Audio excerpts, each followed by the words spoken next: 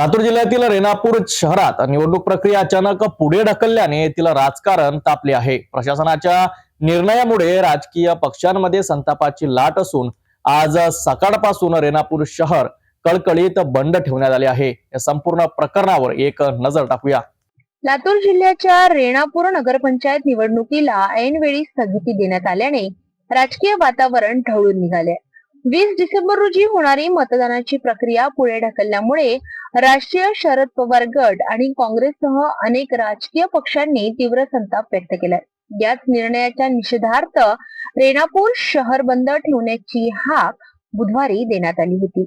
सकाळपासूनच रेणापूर शहरातील मुख्य बाजारपेठ आणि सर्व व्यवहार पूर्णपणे ठप्प झाले।